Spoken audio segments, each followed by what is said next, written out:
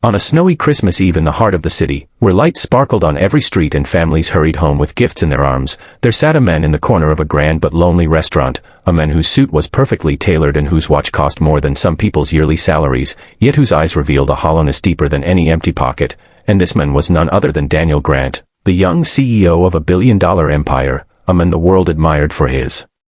success, but who carried a burden few could see. For while others celebrated with laughter and love, he sat quietly with a glass of untouched wine, staring at the reflection of the glittering Christmas tree in the window, his mind haunted by memories of a childhood where Christmas meant nothing but silence in an orphanage dormitory, no family, no hugs, no gifts, just cold nights and the distant sound of other children being picked up by their parents, and though life had handed him wealth and power, it had not given him the warmth of belonging, leaving him tonight, on this supposedly joyous holiday, completely and utterly alone. But fate has a way of writing miracles in unexpected places, and it was at this very moment that a small voice broke through his heavy thoughts, a sweet, innocent voice that said, "Mister, do you want to have dinner with us?" Startled, Daniel looked down to see a little girl no older than 7, dressed in a red coat and holding a small teddy bear with one missing eye, her cheeks flushed from the cold and her eyes sparkling like the Christmas lights outside, and before he could respond, a woman in her early 30s rushed over apologetically, clearly her mother, her face kind but worn with struggle, her clothes simple yet clean, and she said nervously, "I'm so sorry, sir, she shouldn't bother you," but Daniel, for the first time in years, felt his heart stir as he looked back at the little girl, who repeated with a wide smile, "Please, come have dinner with us, nobody should be alone on Christmas," and something inside him, something long buried, softened, so instead of declining as he usually would, he simply nodded, stood up, and followed them to a modest table at the other end of the restaurant, where a simple meal of roasted chicken, mashed potatoes, and homemade cookies awaited, and as he sat down, the woman introduced herself as Emily, a single mother struggling to make ends meet, who wanted to give her daughter Lily the best Christmas she could, even if it meant stretching her savings thin, and as they began eating, Daniel couldn't help but notice how Lily's laughter filled the air, how Emily's smile carried both resilience and exhaustion, and how, for the first time in a very long while, he felt like he belonged somewhere, not because of money, not because of power, but because of kindness, and little did he know that this one small invitation, this simple act of compassion, was about to change the course of his life forever, in ways neither he nor the small family could ever imagine, for sometimes the greatest gifts on Christmas are not wrapped under a tree, but hidden in the warmth of hearts that dare to share love with a stranger.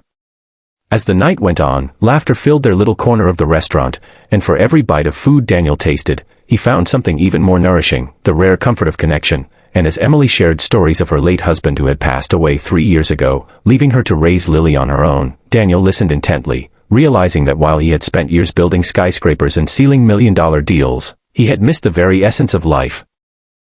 the bonds that give it meaning. And when Lily offered him half of her cookie, saying, "You can't celebrate Christmas without cookies," Daniel felt his eyes sting with tears, remembering how no one had ever shared something so small yet so significant with him as a child, and when dinner was over and they stepped outside into the snowy street, Lily grabbed both their hands, hers small and warm, pulling Daniel closer as she looked up at him with innocent certainty and said, "See, now you're not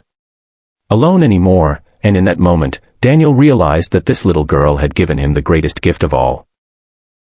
A sense of family, a reminder that love wasn't bought or earned, it was given freely, and as days turned into weeks, Daniel found himself visiting Emily and Lily often, helping them with groceries, fixing small things in their apartment, and even reading bedtime stories to Lily, and slowly, the emptiness he once carried began to fade, replaced by a light he thought he had lost forever. And Emily too began to see Daniel not as a billionaire CEO, but as a man with a gentle heart who had been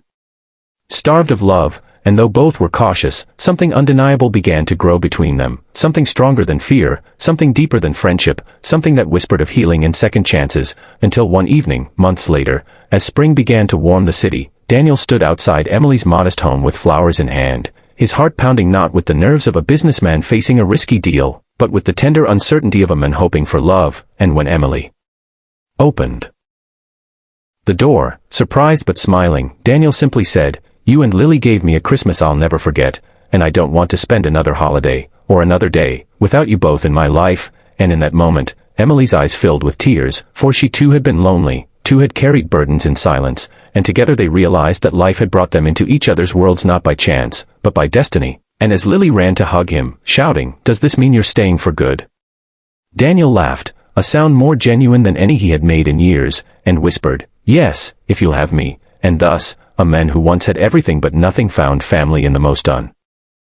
unexpected way, proving that sometimes the greatest miracles happen not in boardrooms or bank accounts, but at a simple Christmas dinner table where love chooses to sit down. And as this story closes, remember, dear viewer, that the magic of kindness, love, and connection can transform even the coldest of nights into the warmest of memories. So if you believe in second chances, in love, and in miracles, make sure to subscribe to our channel, because more heart-touching stories like this one are